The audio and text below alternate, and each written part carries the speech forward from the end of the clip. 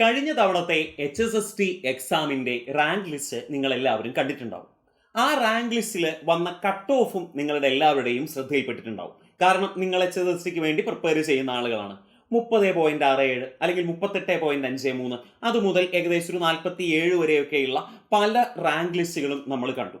ഈ റാങ്ക് ലിസ്റ്റുകളെല്ലാം കാണുന്ന സമയത്ത് നമ്മൾ ആലോചിക്കുന്ന ഒരു കാര്യമുണ്ട്. നിങ്ങളുടെ സബ്ജക്റ്റിന് 70 മാർക്കാണെങ്കിൽ ജനറൽ പാർട്ട് എന്ന് പറയുന്ന ഭാഗത്തിന് 30 മാർക്കുണ്ട്.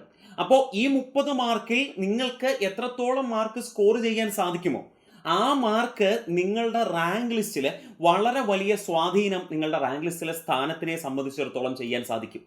ഈ പറഞ്ഞ നമ്മുടെ 30 മാർക്ക് നിങ്ങളുടെ റാങ്ക് നിർണ്ണയിക്കും എന്ന് പറഞ്ഞാൽ അതിലൊട്ടും അതിശയോക്തിയില്ല.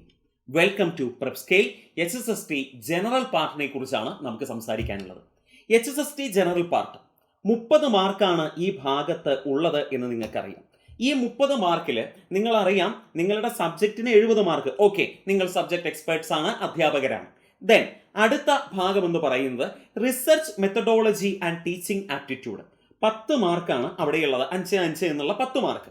Then salient features of Indian constitution and social welfare legislations and programmes 10 mark. General knowledge, current affairs, renaissance ഈ ഭാഗത്തിനും 10 മാർക്ക്.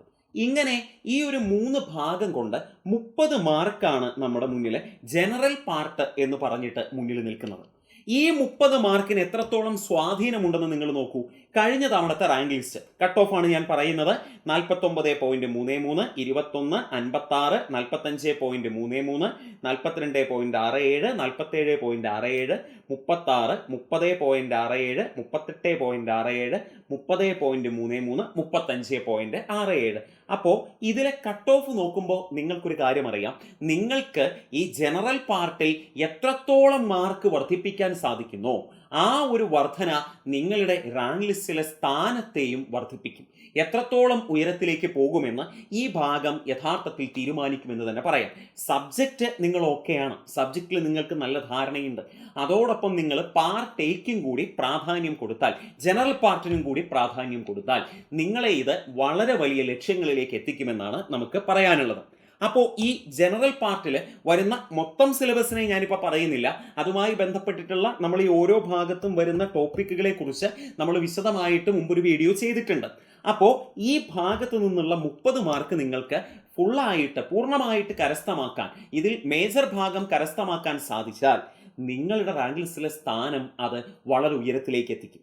ഇതിനു വേണ്ടി നമ്മുടെ HST ജനറൽ പാർട്ട് ബാച്ച് നമ്മൾ ആരംഭിക്കുകയാണ്.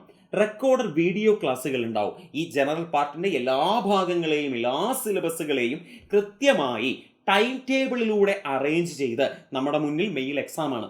ഈ സമയത്തിനുള്ളിൽ നമ്മളിത് തീരുന്ന പോലെ നമ്മളിത് ടൈം ബൗണ്ടിങ് ആയിട്ട് ഒരു സ്റ്റഡി പ്ലാൻ തയ്യാറാക്കി, ടൈം ടേബിൾ തയ്യാറാക്കി അതിൻ്റെ ബേസിലുള്ള റെക്കോർഡഡ് വീഡിയോ ക്ലാസ്സുകൾ ഉണ്ടായിരിക്കും. ഈ ക്ലാസ്സുകളുടെ PDF നോട്ടുകൾ നിങ്ങൾക്ക് ലഭ്യമാകും.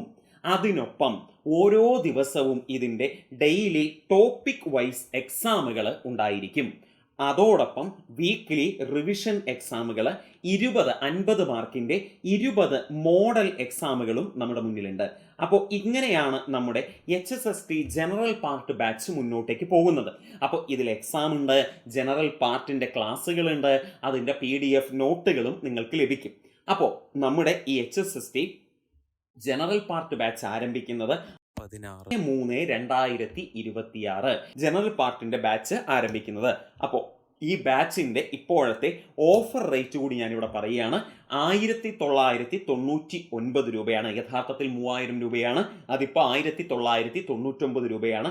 ആദ്യം ജോയിൻ ചെയ്യുന്ന 50 പേർക്കായിരിക്കും ഈ പറയുന്ന ഓഫറിൽ ഈ ഒരു കോഴ്സ് ലഭിക്കുന്നത്. ഇതിന് നിങ്ങളുടെ എക്സാം ഏതാണോ ആ എക്സാമിൻ്റെ വാലിഡിറ്റി വരെ ആയിരിക്കും നിങ്ങൾക്ക് ഉണ്ടായിരിക്കുക എന്നുള്ളത് ഒന്ന് ഓർമ്മയിൽ വെക്കുന്നു. അപ്പോൾ 1999 രൂപയാണ്.